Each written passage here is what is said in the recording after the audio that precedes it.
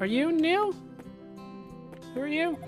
No, this is Jill. We have talked to Jill before.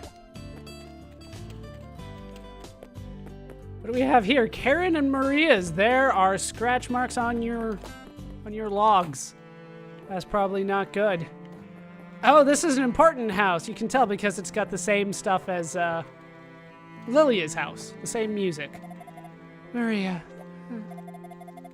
The demons were on the hunt earlier and they took away my daughter, Maria. She's been led away as a sacrifice. Oh, no.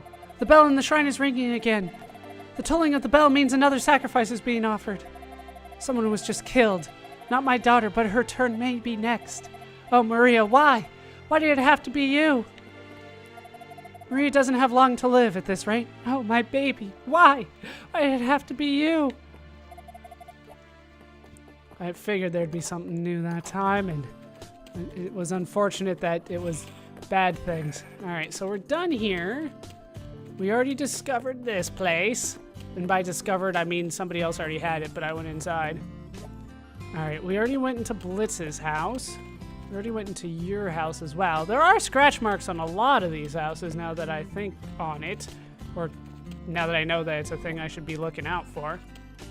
All right, so I assume that the temple, the shrine is up top, so let's head down instead. Where there's a graveyard. Here lies Shyster, the honest. Funny. Here lies Dana, the displaced. Here lies Wizzo, the favored customer. There's a guy here too. This is Muto. These are the graves of all those who were sacrificed. None of the bodies have ever been recovered, but we couldn't just leave it at that, you know? We've lost so many in the last 6 months. 6 months, huh? Trying to remember if that is a timeline that rings a bell for me, and it's not right now.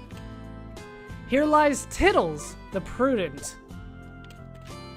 Here lies Ike, the ageless. Here lies Marl, the kind and gentle. Here lies Keith, of just and righteous heart. Well, I mean, we found something. All right, that's the end of that. Let's head up. The letters had faded to nothing. Adol couldn't make out a single word. And there's a sign on the ground in front of a ransacked house here.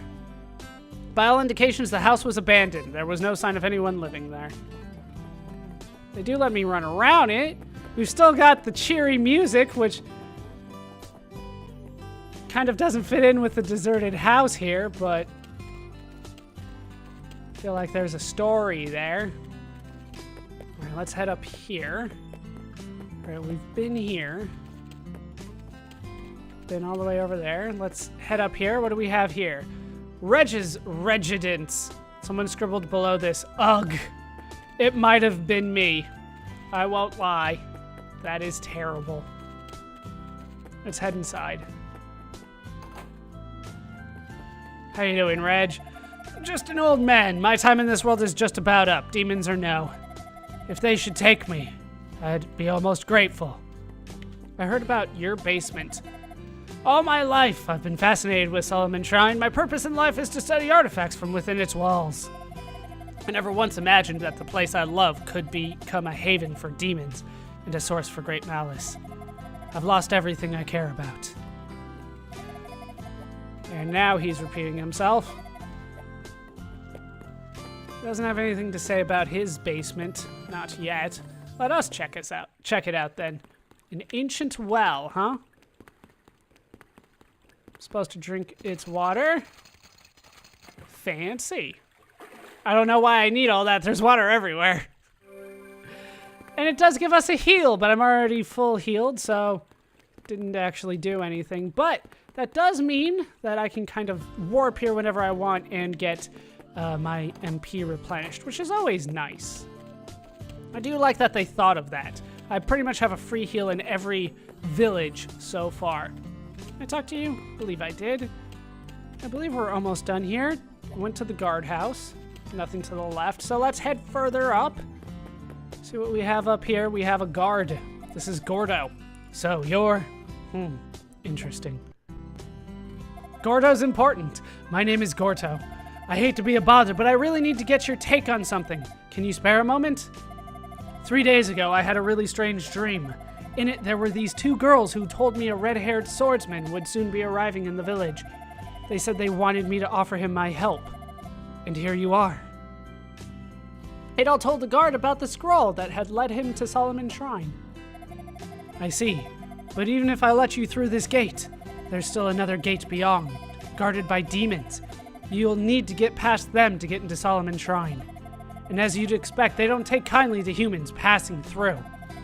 Unless you can turn yourself into a monster or something, you've run up against a brick wall. Gordo's expression turned solemn. There's a friend of mine, Seda. He went in recently. I tried to stop him, but I couldn't. And we get a flashback. Oh, Seda's got a sword, though. Open the gate, Gordo. I'm going to rescue Maria, even if I have to take down every last demon to do so. Seda, look, I understand your feelings, I really do. But let's not do anything rash, okay? You need to calm down and wait for the right chance. Jump in without thinking and you'll just get yourself killed. So you want me to just sit around in the vain hope that a perfect opportunity comes along? If I do that, Maria's going to die. And I'm sorry, but I just can't let that happen. I know all that. I do understand the gravity of the situation. And I feel exactly the same way you do. Then why are you standing in my way? Maria's my life. There's not going to be a perfect opportunity. It's now or never, and never's not an option. Seda. Stand aside, Gordo! Damn, that was harsh. I'm sorry, but I can't just let Maria die. I hope you understand. Seda, you. Make sure this gate stays shut.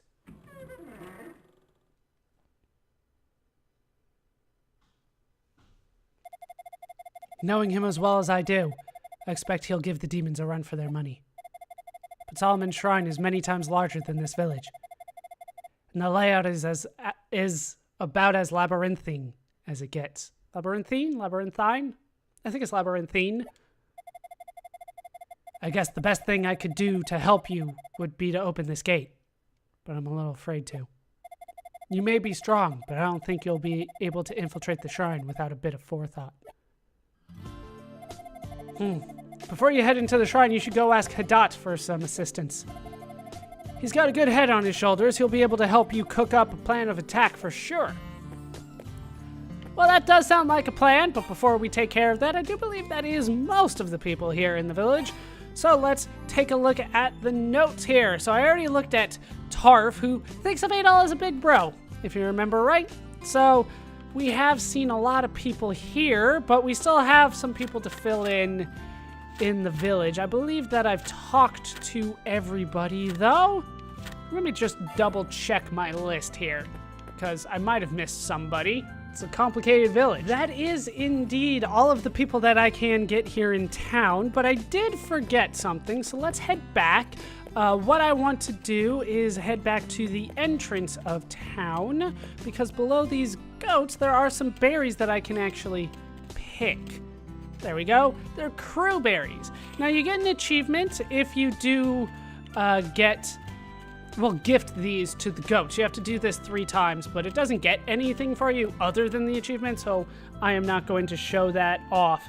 It's called The Hand That Feeds Them, the Steam achievement. So you can give herbs or crewberries, but I would recommend the crewberries. They are a new item, though. Let's take a look at it. A red berry, as shiny as a jewel. Its bitter flavor and fresh scent cure fatigue. How nice. Now, they kind of grow along the fence. They refresh every time you leave the screen. So, real easy to farm these. Any more? I think that's it. You only really need 1 as long as you know to refresh the screen. But that is indeed what I wanted to take care of, just showing that off a little bit. There are other things I want to take care of. But for the time being, we will go into the notes and we will look at what I have added. So, I do have everybody here in town that I can get at this point, and that's a few new people, so let's go over it now. We have Gordo, a young gate guard from Ramia. A woman in his dreams told him to lend Adol assistance, so he offers advice and aid from the moment Adol sets foot in Ramia. Oh, I thought it was the goddesses. All right. Lloyd, an old man from Ramia who yearns for the peaceful days of old and pities the young generation who have to grow up alongside demons, lives with his grandson Gordo and a white cat, Sardinette. Either way. Then we have Hadat, a wise and popular man from Ramia, relied upon by many for his knowledge and experience. He's presently worried for his son, who entered Solomon Shrine alone to rescue his fiancée. We have Karen, Maria's mother, who weeps when she hears the sacrificial bell toll, as she knows the horror it signifies. Had been sewing and tailoring a wedding dress for Maria's marriage to Sada. Then we have Reg, Old Man Reg, an eccentric old coot from Ramia who studies artifacts from the Shrine of Solomon and can speak the language of the monsters. Has a healing well in his basement, strangely. Then we have Zalem, a weapons dealer from Ramia who looks good and knows it. At least the game is signifying that I'm not the only one that noticed that. Her customers seem more interested in her long black hair and revealing outfits than her weapons. She, however, loves swords. Then we have Frau, a young girl from Ramia. Yeah?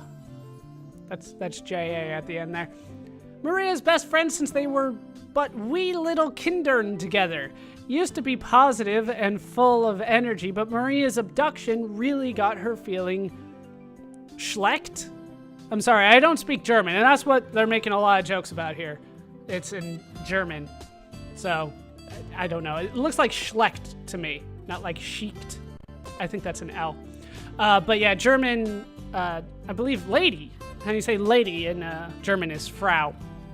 So just say Frau, whatever the last name is. Frau Zimmer? That's a German name I heard recently. All right, on to Frith. A man from Ramia who's been charged with keeping people out of Burned Blast, but is usually at the village entrance tending to the goats, has become concerned over Reg's deepening depression. Super. Then we have Blitz, a man from Ramia Village, has a young daughter named Tanya and a wife named Polly, who is 15 years his junior. Together, they constantly worry about when the demons may strike next. We have Polly, Blitz's wife and Tanya's mother, has been ill at ease. Wait, mother? How old is Blitz? All right, Blitz's wife and Tanya's mother has been ill at ease since the demons first began attacking. Sympathizes deeply with Karen, whose daughter was taken, a fate Polly fears for Tanya. Tanya, a girl from Ramia Village.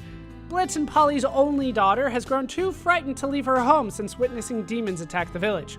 Then we have Neil, a young man from Ramia who works the opposite shift of Gordo, guarding the village entrance from demons. Was once a cheerful and sociable youth, but the demon attacks have driven him batty. We have Faye, a boy from Ramia who bore witness to Maria's abduction and now seeks to grow strong in order to protect his own family. Totally fearless, but would never go against his parents' wishes for him. And we have Mudo, a young man from Ramia, tends the graves of those who lost their lives to the demons. A sensitive soul who does what he feels he must, but hates every moment of it on principle alone. We have Jill, an old woman from Ramia Village, obsessively concerns herself over Karen, who shut herself up in her house after the demons took Maria. We have Rice, a woman living in Ramia Village, sociable almost to a fault, accepting strangers with open arms. A courageous woman who never complains, no matter the hardship. Frau and Faye's mother. Then we have Ramera, a girl living in Ramia Village, wanders frantically through the village looking for her father Kyle, who was taken by the demons. Seems almost like a confused puppy that lost its master. That is all that we have. We are very close to finishing this off. 98 total entries. We're missing 6? I think we're only missing 6, so we will find those 6 at some point. Spoilers. But we should have a couple new entries here. Indeed we do. So we have the Zelbanoth, a horned demon from Burned Bless, has a human body with the head of a bull.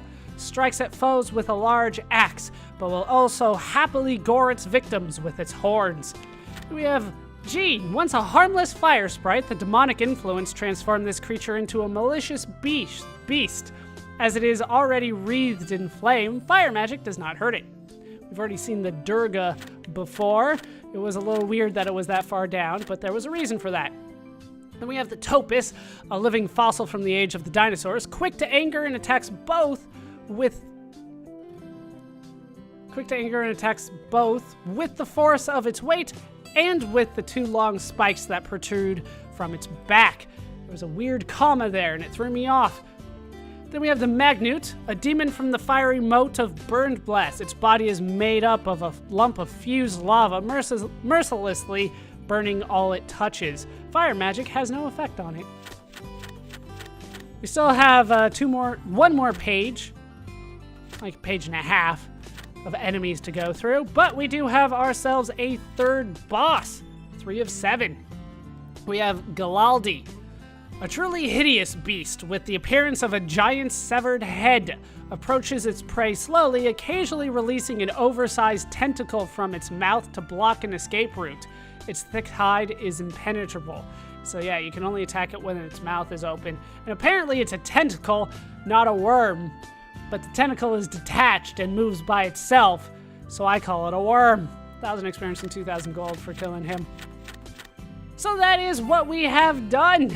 There's still a little bit of work to do here in Ramia Village before we move forward, but we will take care of that next time. That is going to do it for these parts of Let's Play East 2. I've been Baller Scoop. I've enjoyed, as always, by our level 29 creepy-ass swordsman, Adol Kristen. Hope you guys have enjoyed these parts. Hope you laughed. Hope you learned. Hope to see you next time. Thanks for watching.